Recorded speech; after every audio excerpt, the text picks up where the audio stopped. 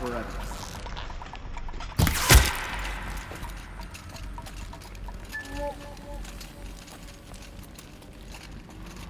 She went that way.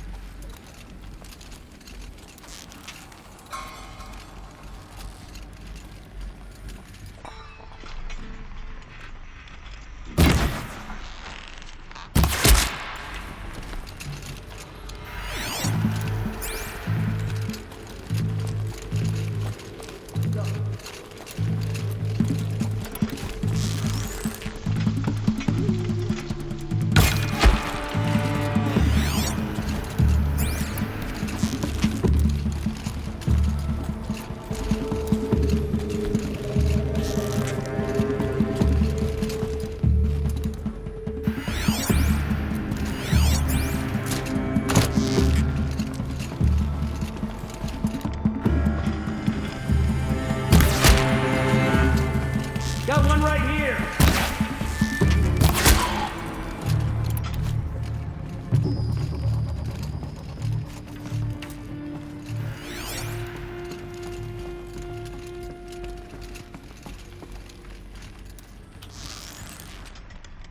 That's the last of them.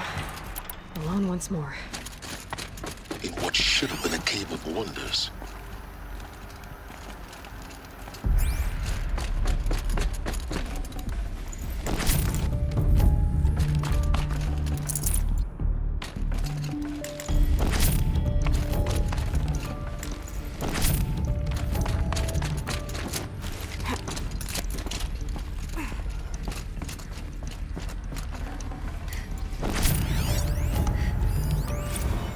Dr. Sobek, please archive this testimonial in Apollo. Cross-reference to all mentions of my name and Operation Enduring Victory. My name is General Aaron Harris. From 2060 to 2066, I served as the chairman of the Joint Chiefs of Staff, the highest-ranked officer of the United States Armed Forces. The tenure of my command included strategic planning and oversight of Operation Enduring Victory, a falsehood perpetrated on the civilian populations of the United States and other nations during the last 14 months of life on this planet. Before the Pharaoh Plague, I did my job and did it well. I was bold and decisive, crafty in political maneuvers. It wasn't an accident that I rose to my position and became the commander of the largest mechanized force ever assembled.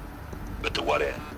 My only lasting achievement was the extinction of life on Earth, and my one redeeming act, if any, was to delay that extinction by days or weeks, by throwing more death at it.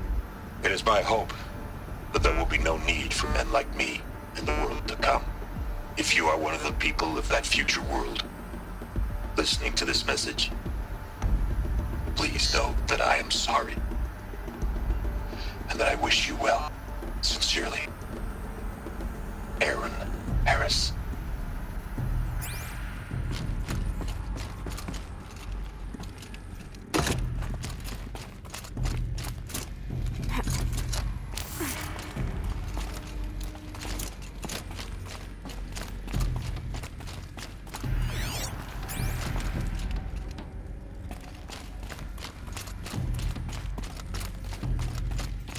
Welcome to Hades, Zero Dawn's extinction failsafe protocol, the ultimate killer app. Now, I know what you're thinking. The purpose of Gaia is to resurrect life. So why give her a subordinate function, only purpose of which is to wipe out life all over again? I mean, what? Just plumb crazy, ain't it? Well, no, it isn't. Reconstituting a biosphere? That's a tall order. Tech smart as Gaia may be, odds are she won't get it right the first time.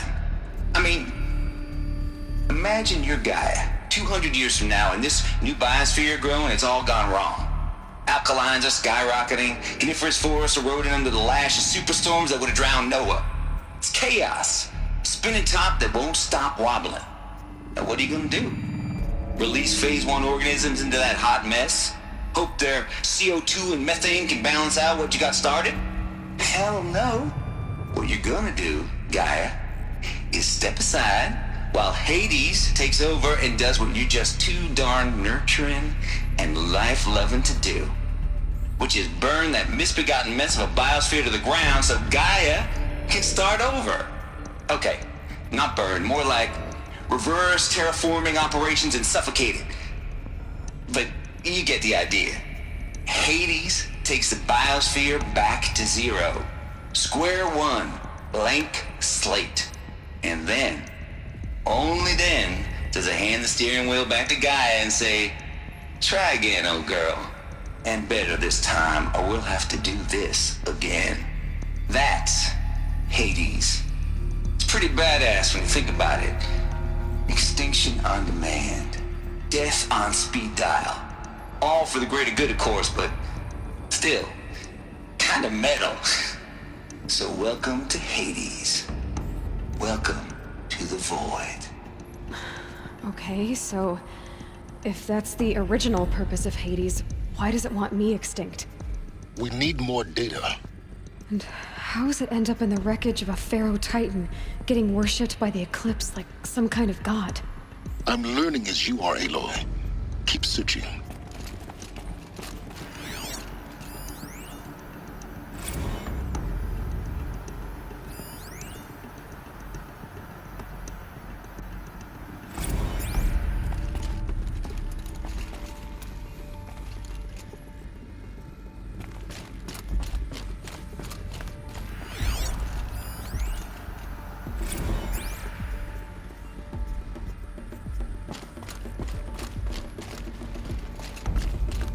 Looks like the only way onwards.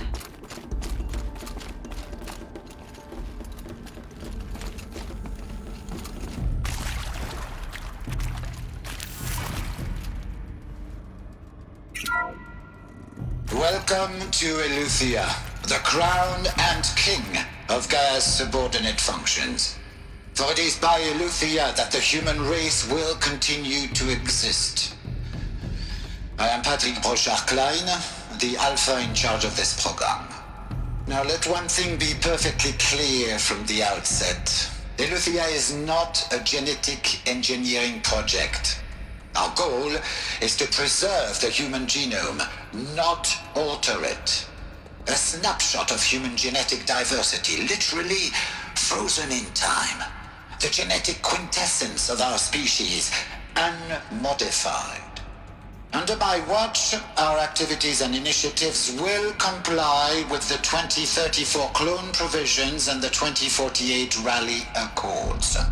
Now that may seem a quaint, even trivial concern to you in light of present circumstances. But, as one of the authors of the Accords, it is far from trivial to me.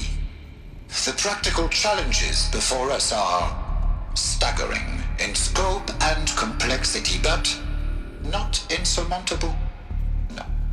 Global collation and provisional storage of zygotes, perfection of exogenic technologies, design and perfection of servitors to provide nurture and inculcation during early child development. All of these program components must and will proceed in tandem. To say nothing of the breakneck construction of cradle facilities at sites around the world. So, si vous êtes prêts, let us begin.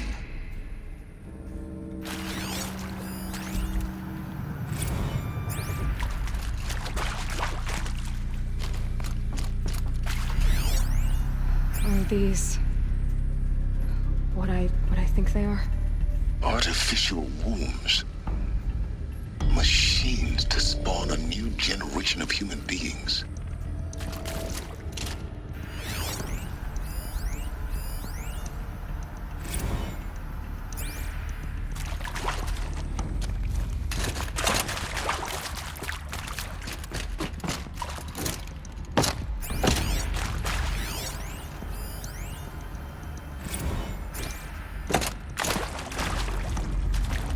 This'll be useful later.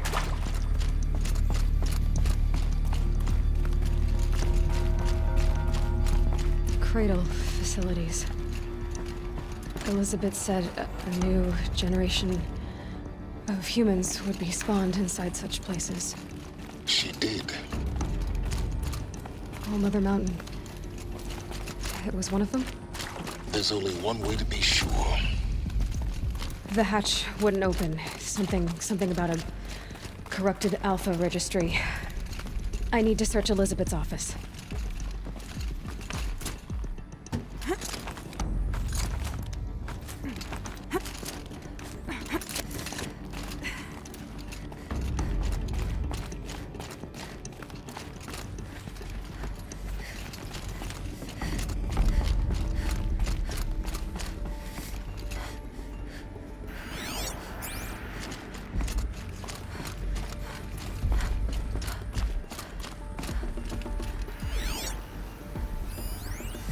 Pure logic won't cut it, Ted. To pull this off, Gaia's going to need to have some skin in the game. It has to care. What if it runs amok?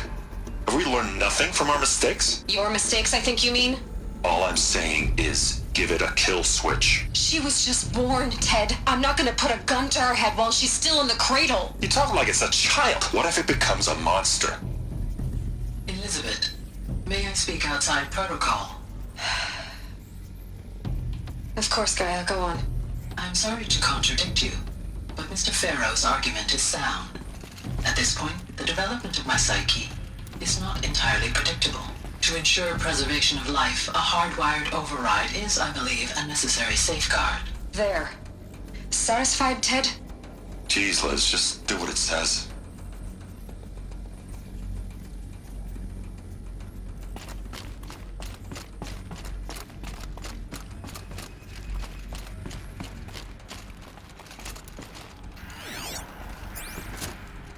Looks like it used to hold something. Some component that got removed. Nuts would benefit from antilopinate morphologies, though caprid forms show superior load-bearing capability. You're a quick study, Gaia. Dr. Sobek, as I have conducted this comparative analysis of mammalian morphologies, I've gathered extensive data on the quaternary extinction event. Oh? And your assessment? Gaia? Logically speaking, the extinction was a natural consequence. And yet, I find the loss of megafaunal species unaccountably sad. That they passed forever into oblivion causes me to experience a grief that is difficult to describe. Am I malfunctioning? No, Gaia, you're not. This is good. It's very good.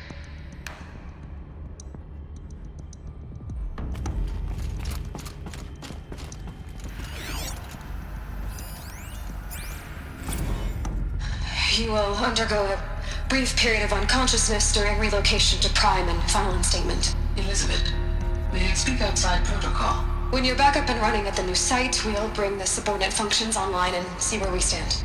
Elizabeth, I detect distress. Are you all right? I'm fine. I realize that circumstances compel us to launch earlier than we hoped, but all subsystems are operational. The odds stand in our favor. But what if... Gaia, there's nothing left out there. You can't even survive unless you're wearing an environmental suit. There are billions dead, in fear and agony. What if it was all for nothing? Elizabeth, extinction was inevitable. Thanks to you, life will have a future. You really believe that? I believe in you, Elizabeth. In you, all things...